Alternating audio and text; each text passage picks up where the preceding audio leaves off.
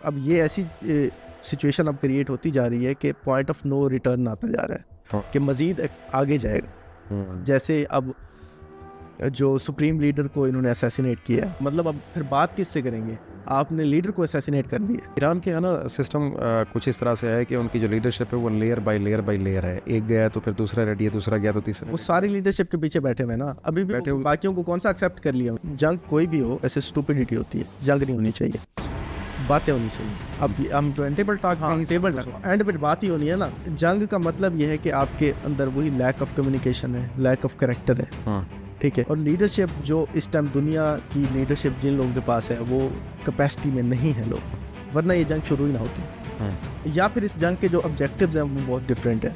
ये personal interest की जंग है या ये मुसलमानों और यहूदियों की जंग है?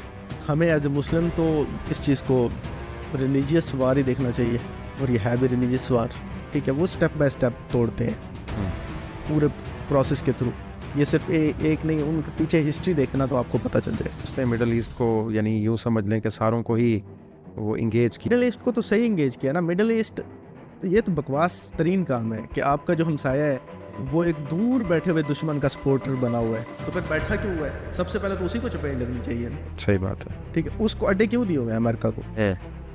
ठीक है, एक भाई है आपका, एक तो आपकी हेल्प नहीं कर रहा, फिर दुश्मन की हेल्प कर रहा है। बिल्कुल ऐसे। चले चुप करके बैठा रहे ना, इन्होंने चुप ही कराया ना कि चलो मेरी हेल्प ना करो, उनकी तो हेल्प ना करो। रिलीजियस वार जब हम इसको नहीं समझेंगे तो वो डिवाइड एंड रूल ऐसे ही करता है। ये तो उनका पुराना असूल है। और खुद वो रिलीजियस वार, खुद तो वो हर बात पे तौरात की बात ले आते हैं कि तौरात में ये लिखा हुआ है, हम उसी के फॉलो कर रहे हैं। ये देखें ना, अब जो इसराइल बना है रिलीजन की बेस पे है, और इधर इस्लामोफोबिया या इस्लामाइजेशन का एक लेबल लगा के वो तो लगाएगा ना, दुश्मन तो लगाएगा।